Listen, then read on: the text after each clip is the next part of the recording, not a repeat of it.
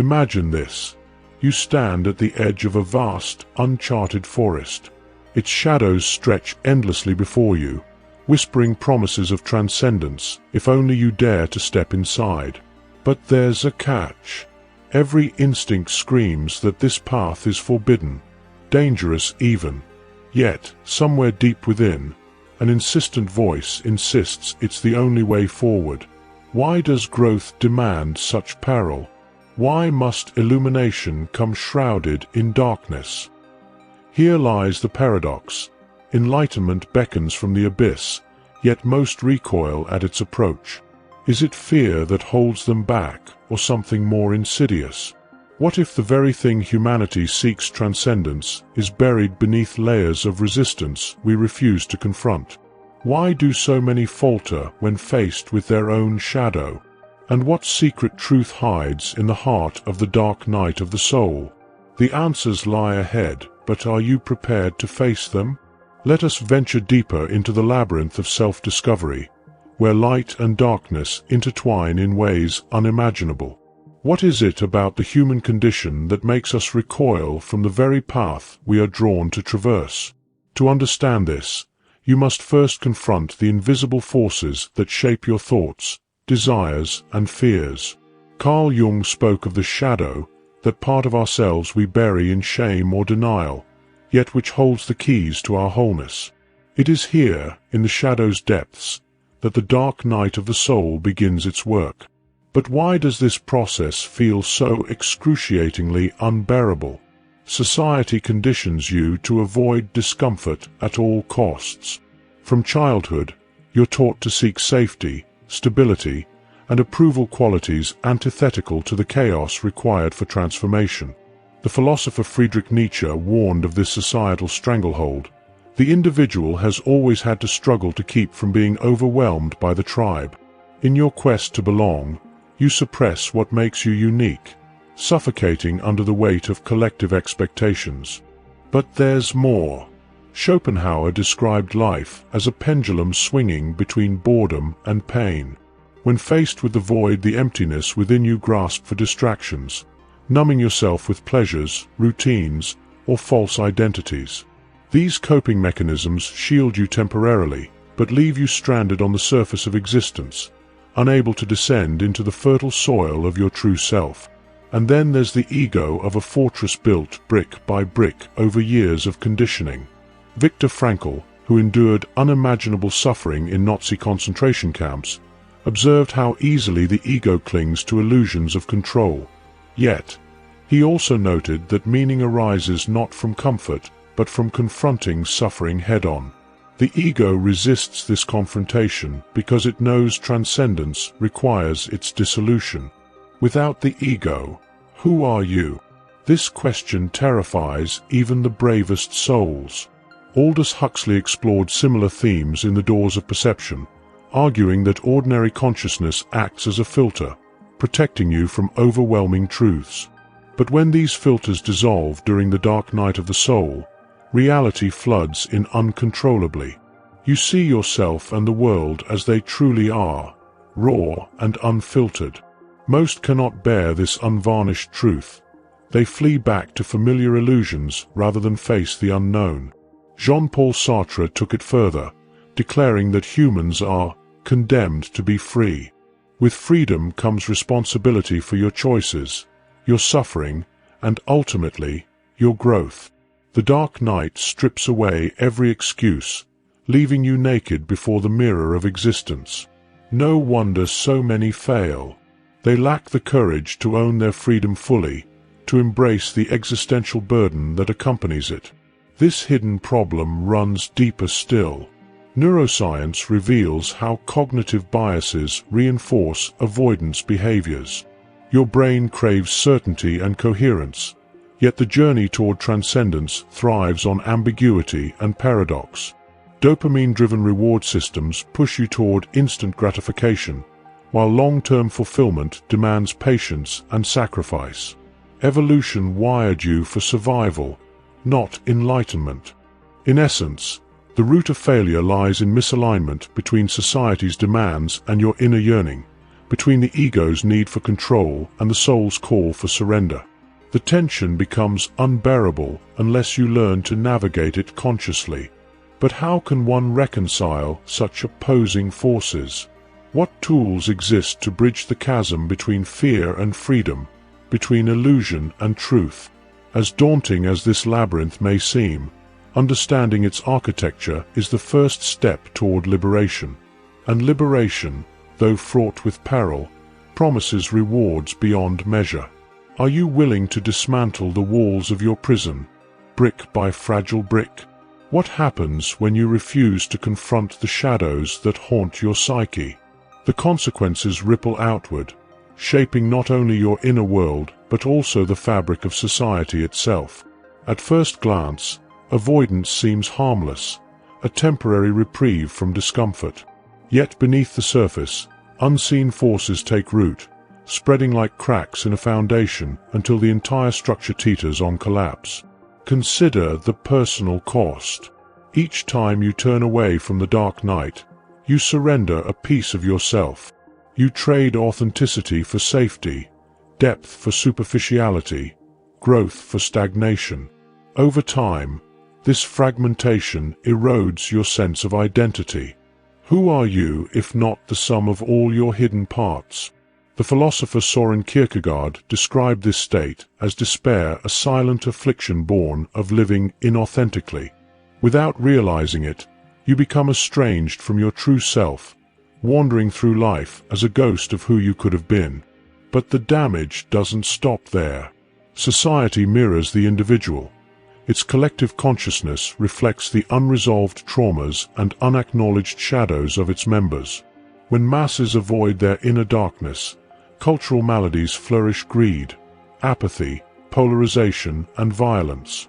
Think of how consumerism thrives by exploiting our fear of emptiness, offering endless distractions to fill the void within. Or consider how tribalism festers when individuals project their disowned traits onto others, creating scapegoats to vilify. These patterns perpetuate cycles of suffering, both personal and societal. Neurologically, the brain reinforces these destructive habits through mechanisms like confirmation bias and cognitive dissonance. Your mind seeks consistency, clinging to beliefs that align with your worldview while rejecting anything that challenges it. This creates an echo chamber where growth becomes impossible. Even worse, the amygdala, the brain's fear center, triggers fight-or-flight responses at the mere suggestion of confronting uncomfortable truths. In this way, biology conspires against transcendence, trapping you in a prison of your own making. Cultural conditioning compounds the problem. From childhood, you're taught to value external achievements over internal fulfillment. Success is measured in accolades, wealth, and status rather than wisdom, compassion, or self-awareness. As a result, you chase hollow victories, mistaking them for meaning. Aldous Huxley called this phenomenon the reduction valve of consciousness, where society narrows your focus to exclude anything that disrupts its fragile order. But what happens when the pressure builds beyond the valve's capacity? Explosion or implosion. And yet, the most insidious consequence remains invisible until it's too late: the loss of potential. Every moment spent avoiding the dark night is a moment stolen from becoming who you were meant to be. Imagine the art never created, the love never shared, the lives never touched because someone chose comfort over courage. How many Einsteins, Gandhis, or Rilkes have been buried under layers of fear and conformity? The urgency of this realization cannot be overstated.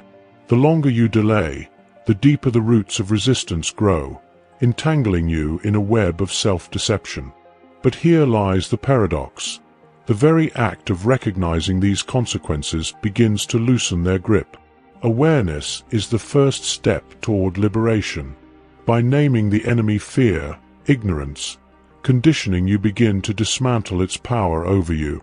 Still, awareness alone is insufficient. To break free requires more than understanding. It demands action. What would it take to reclaim the fragments of yourself scattered across years of denial? How might you rewrite the narrative of your life, choosing authenticity over approval, vulnerability over armor? And what tools exist to guide you through the labyrinth of your own psyche? The answers lie just ahead, but beware. The path forward will demand everything you have. Are you ready to pay the price of transcendence? To break free is to rebel not against an external oppressor, but against the inner tyrant that has ruled your life with an iron fist. This rebellion begins not with grand gestures or sweeping declarations, but with a quiet yet seismic shift in perspective. You must come to see the very things you feared: uncertainty, discomfort, and dissolution as allies rather than enemies. What if the chaos you've been running from is actually the raw material of transformation? History offers glimpses of those who dared to walk this path. Consider Nietzsche's Übermensch, the individual who transcends societal constraints to create their own values. Or Rumi, whose poetry emerged from years of grappling with loss and longing, transforming pain into beauty. Even modern figures like Viktor Frankl exemplify this radical reorientation. Imprisoned in Auschwitz, he discovered meaning amid unimaginable suffering, teaching us that freedom resides not in circumstances, but in our response to them. These rebels were not born extraordinary. They chose to become so by embracing what others fled. The first step is deceptively simple. Surrender. Not surrender to defeat, but to the process itself. Let go of the illusion that you can control every outcome or avoid every shadow. Jung reminds us that what you resist persists, and indeed, resistance only amplifies the weight of the dark night. Instead, lean into it. Allow yourself to feel the full spectrum of emotions: grief, fear, anger, without judgment. In doing so, you begin to dissolve the barriers between your fragmented selves, reclaiming pieces long abandoned. Counterintuitively, breaking free also requires discipline. While the ego resists structure, transcendence thrives on ritual. Establish practices that anchor you in presence: meditation, journaling, movement, silence. These acts may seem mundane, but they carve pathways through the chaos, helping you navigate the labyrinth within. Think of them as tools for hacking the brain's default programming, rewiring neural circuits to favor awareness over avoidance. Equally vital is the cultivation of paradoxical thinking. The mind craves certainty, yet growth demands ambiguity. Learn to hold opposites simultaneously: light and dark, order and chaos, self and other. Embrace the koan-like nature of existence, where answers often lie beyond logic's reach. As Sartre noted, true freedom arises when you accept responsibility for creating your own meaning even when no clear answers exist. Radical honesty plays a pivotal role as well. Stop lying to yourself about who you are, what you want, and why you do what you do. Strip away the personas crafted for approval and confront the naked truth of your being. It will hurt. It will terrify. But it will also liberate.